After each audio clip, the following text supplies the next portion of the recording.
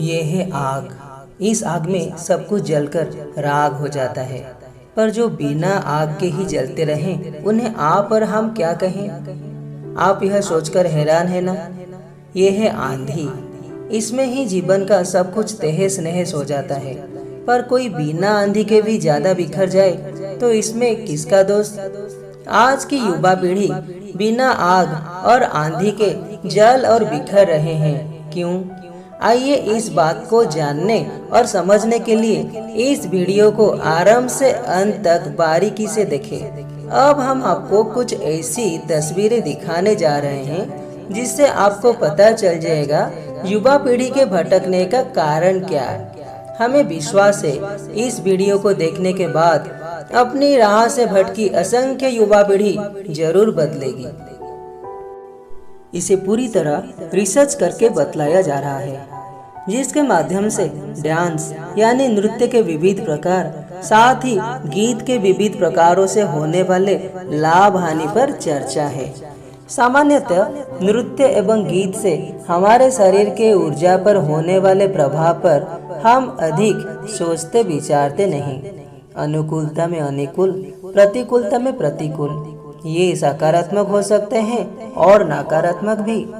कुछ नृत्य एवं गीतों से यौन उत्तेजना इतनी बढ़ जाती है कि व्यक्ति पथभ्रष्ट तो होता ही है, साथ ही वो अपने को वीरनाश के दलदल में ढकेल देता है। स्पिरिचुअल रिसर्च फाउंडेशन ने एक यंत्र निकाला है जो कि यूनिवर्सल थर्मोस्कैनर नाम से जाना जाता है।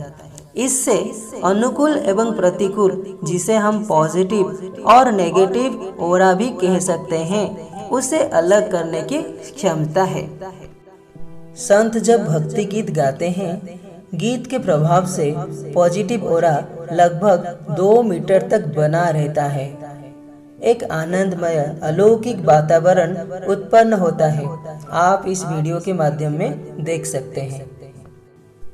संत के अलावा यदि कोई साधारण व्यक्ति भी भक्ति के गीत गाता है तो उसके पॉजिटिव ओरा का प्रभाव आधे मीटर तक रहता है। आइए देखते हैं इस वीडियो के माध्यम से।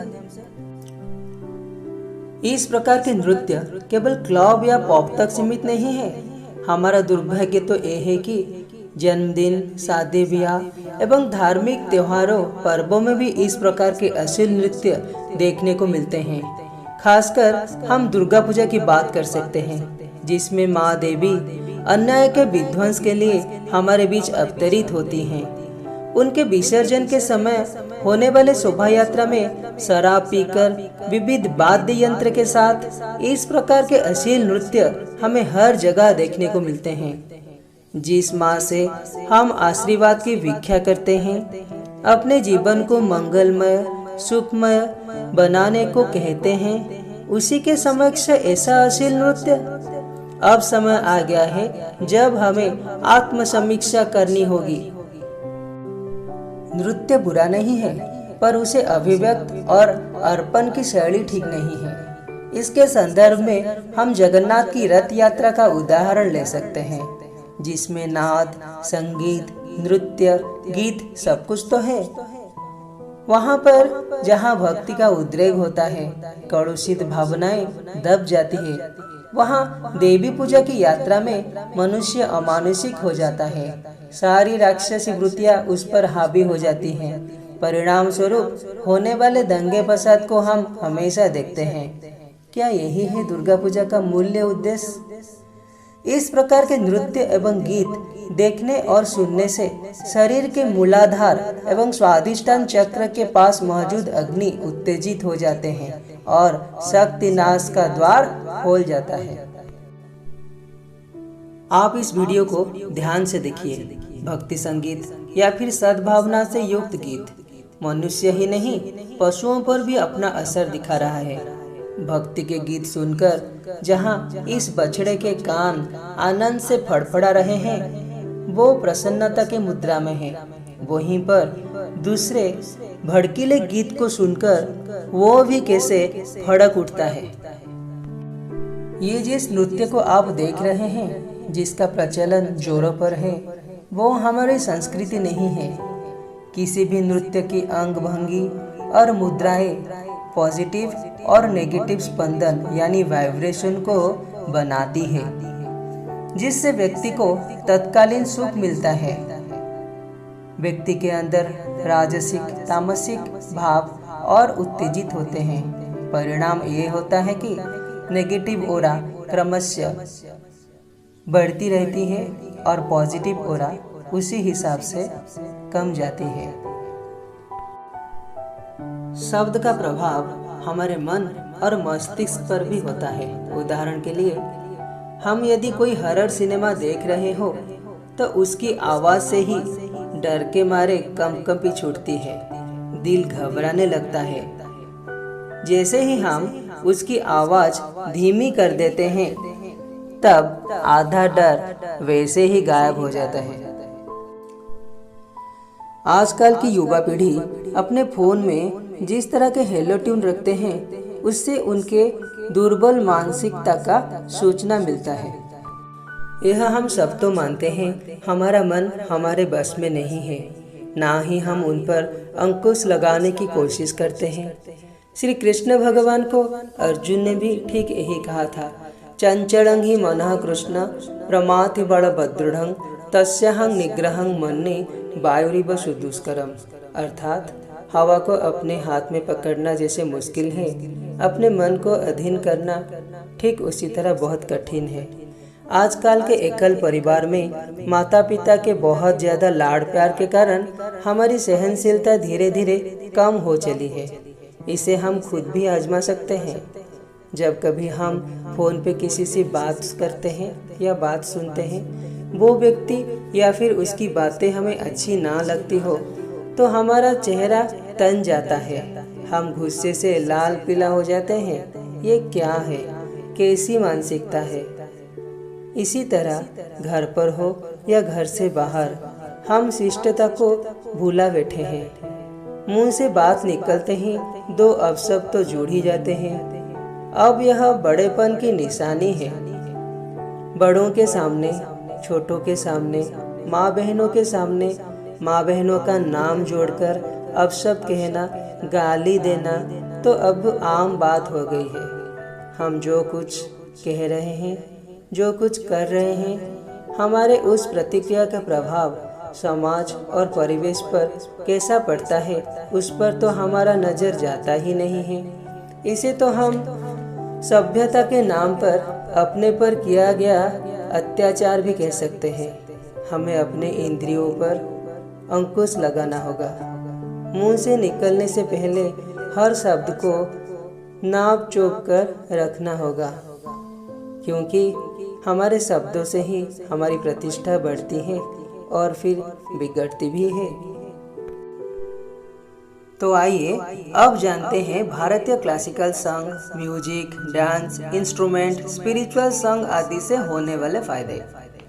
व्यक्ति के मस्तिष्क में मौजूद डिवोशन सेंटर एक्टिव होने लगते हैं और बाद में पॉजिटिव इमोशन में बदल जाते हैं।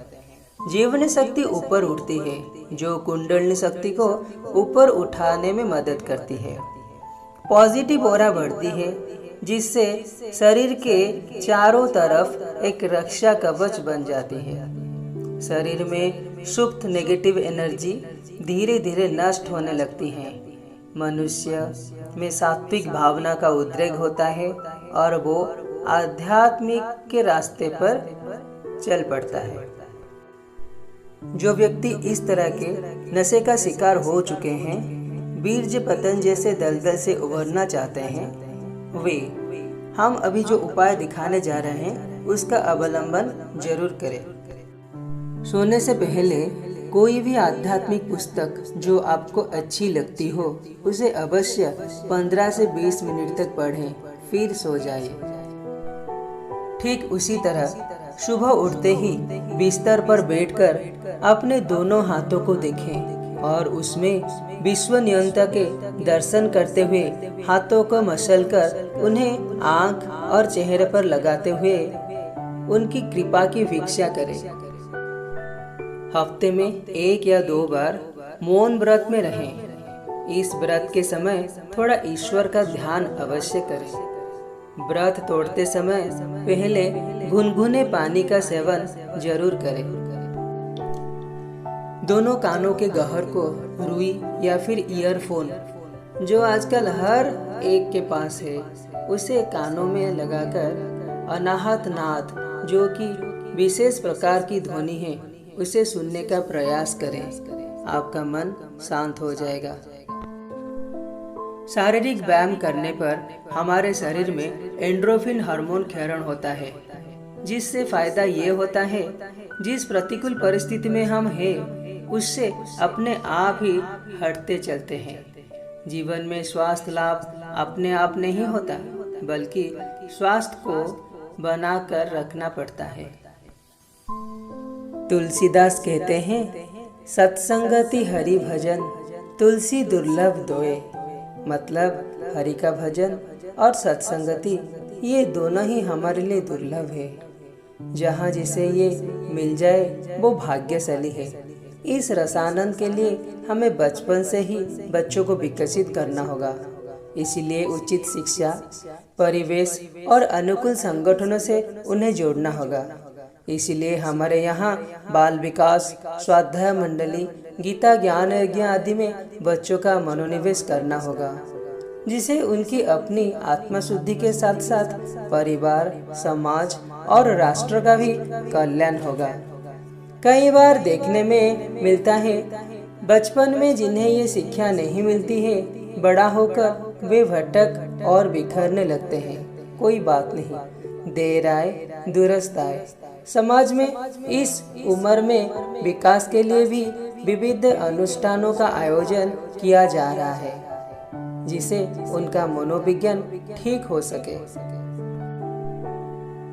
वीर्य रक्षा करने के लिए वैसे तो कई आसन हैं, पर इसमें से कुछ महत्वपूर्ण आसन हैं, जैसे ब्रह्मचर्य आसन, पश्चिम पादासन। ये सब आसन का नियमित रूप से करना बहुत लाभदायक है। आजकल परिवार में मिठास कम और ब्लड शुगर ज़्यादा हो रहा है। हफ्ते में कम से कम 1 या 2 बार नीम के पत्ते जरूर खाएं। आपके जिंदगी में मिठास भर जाएगी एवं वीर्य रक्षा भी हो जाएगी।